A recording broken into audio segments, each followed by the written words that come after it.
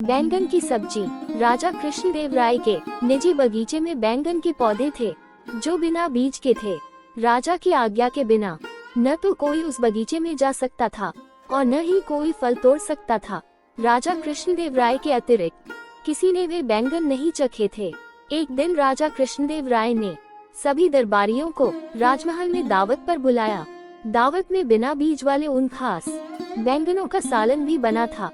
तेनालीराम को वह इतना पसंद आया कि घर लौटकर भी वह उसी की बात करता रहा। तेनाली से उन बैंगनों की इतनी तारीफ सुनकर उसकी पत्नी ने भी बैंगन खाने की इच्छा प्रकट की। लेकिन मैं वे बैंगन तुम्हारे लिए कैसे ला सकता हूँ? तेनालीराम अपनी पत्नी से बोला, अरे महाराज को वे बैंगन इतने प्रिय है कि पेड़ से एक भी कम हो जाए तो वे पूरा राजमहल सर पर उठा लेते हैं। मैं तो रंगे हाथों पकड़ा जाऊंगा। पर तेनाली की पत्नी न मानी। स्त्री हट के आगे तेनाली को झुकना ही पड़ा और वह शाही बगीचे से बैंगन चुरा कर लाने के लिए तैयार हो गया। अगले दिन शाम के समय तेनालीराम चुपके से शाही बगीचे में घुसा और कुछ बैंगन तोड़ लाया। उसकी पत्नी ने बड़ी लगन से बैंगन की सब्जी बनाई। सब्जी बहुत अच्छी बनी थी। तेनाली की पत्नी को बहुत पसंद आई। वह अपने 6 साल के बेटे को भी वह सब्जी चखाना चाहती थी, पर तेनाली ने उसे मना करते हुए कहा, ऐसी गलती मत करना। अगर उसके मुंह से किसी के सामने निकल गया तो मुसीबत में पड़ जाएंगे। पर तेनाली की पत्नी न मानी।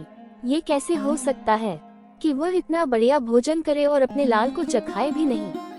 इस सब्जी का स्वाद तो ताउम्र जुबान पर रहेगा।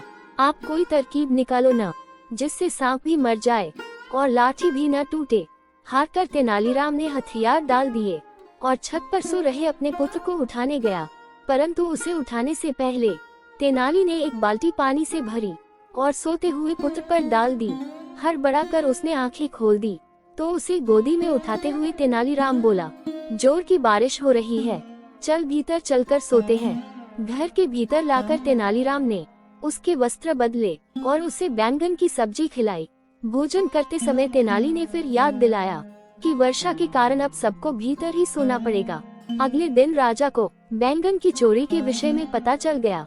शाही बगीचे के माली ने जब बैंगन की गिनती की तो उसमें 4 बैंगन कम निकले। चारों ओर शोर मच गया। पूरे शहर में बैंगन चोरी होने की चर्चा होने लगी।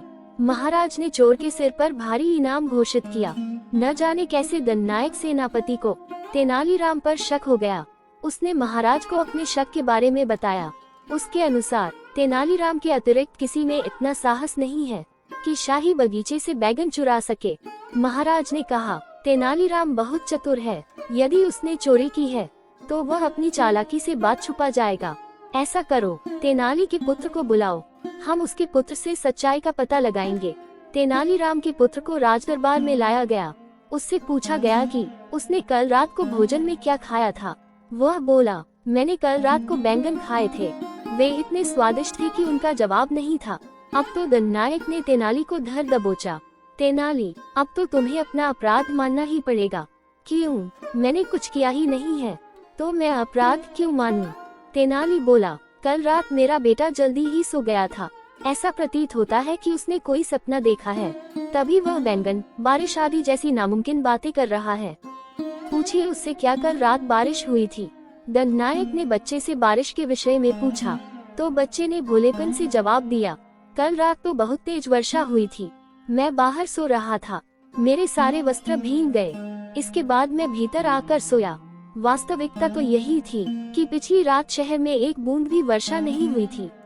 बच्चे की बात सुनकर दंडनायक और राजा कृष्णदेव राय चुप हो गए और उन्होंने तेनालीराम पर शक करने के लिए माफी मांगी।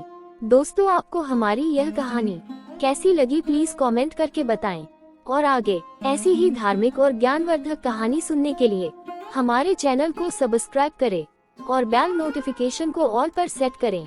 जय श्री कृष्णा, जय श्री राधे।